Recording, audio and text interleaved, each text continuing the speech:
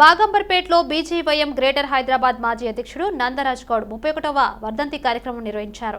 నందరాజ్ గౌడ్ తో తనకున్న సన్నిహిత్యాన్ని గుర్తు చేసుకున్నారు. నందరాజ్ గౌడ్ దేశభక్తిని, పార్టీ సిద్ధాంతాల పట్ల తన చిత్తశుద్ధిని కొనియాడారు. హైదరాబాద్ నగరంలో యువ మోర్చా అధ్యక్షుడిగా ప్రజల తరపున నందరాజ్ గౌడ్ అనేక పోరాటాలతో ఉద్యమాలు చేశారన్నారు. కార్పొరేటర్ గా చిన్న వయసులోనే ఎన్నికై పాదయాత్రలతో ప్రజలకు అందుబాటులో ఉండేవారన్నారు. ప్రతి బస్తీలో కార్యకర్తలు ప్రజల కష్టాలు తీర్చేలా సేవలందించారని గుర్తు చేశారు. కరిసేవలో నందరాజ్ గౌడ్ పాల్గొన్నారు. నేడు అయోధ్యలో రామమందిరం నిర్మాణంతో ఆయన ఆశయం నెరవేరిందని ఆనందం వ్యక్తం చేశారు. ఈ కార్యక్రమంలో కేంద్ర మంత్రి కిషన్ రెడ్డి పాల్గొని ఆయన విగ్రహానికి పూలమాలలు వేసి నివాళులర్పించారు. నందరాజ్ గౌడ్ ఐఎస్ఐ ఉగ్రవాదుల చేతిలో బలైన అయోధ్య కరసేవకుడని ఆయన గుర్తు చేశారు. గత 10 సంవత్సరాలుగా నరేంద్ర మోడీ గారు ప్రధానమంత్రి అయిన తర్వాత భారతదేశంలో ఉగ్రవాద కార్యక్రమాలు లేవు. గత 10 సంవత్సరాలుగా పాకిస్తాన్ యొక్క ఐఎస్ఐ ఉగ్రవాద కార్యక్రమాలను ఉక్కు పాదంతో ఈరోజు కేంద్ర ప్రభుత్వం అణిచివేసింది. కాబట్టి ఈరోజు దేశంలో ఎక్కడ కూడా ఐఎస్ఐ పేరు చెప్పడానికి, ఐఎస్ఐ ఏజెంట్గా కార్యక్రమాలు కొనసాగించడానికి ఈరోజు పూర్తిగా కనుమరుగైందనే విషయాన్ని సందర్భంగా మనవిస్తున్నాం.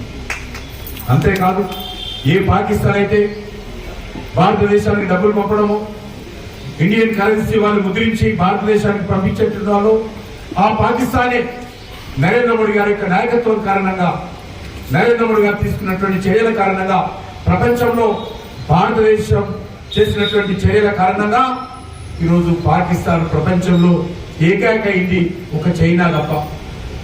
చైనా తప్ప మరొక మిత్రులు లేని రోజు పాకిస్తాన్. అటువంటి పాకిస్తాన్ ఈరోజు పరిస్థితి ఏ రకంగా ఉందంటే, నా దేశంలో వచ్చి నా దగ్గర ఉగ్రవాద కార్యక్రమాలు చేసేటువంటి పాకిస్తాన్ తన దేశంలోనే ఈరోజు తినడానికి తిండి లేకుండా, మరి ఈరోజు రొట్టె ముక్కల కోసము ఈరోజు కొట్టుకుంటున్నటువంటి పరిస్థితి ఈరోజు నరేంద్ర మోడీ గారి నాయకత్వం కారణంగా, పాకిస్తాన్ చేసినటువంటి అనేక రకాల పాపాల కారణంగా. వారి స్తూపం వద్ద కుటుంబ సభ్యులు, కేంద్ర మంత్రివర్యులు, భారతీయ జనతా పార్టీ తెలంగాణ రాష్ట్ర అధ్యక్షులు కిషన్ రెడ్డి గారితో పాటు సెంట్రల్ జిల్లా అధ్యక్షులు గౌతమ్ రావు గారు, మాజీ మంత్రివర్యులు కృష్ణ యాదవ్ గారు,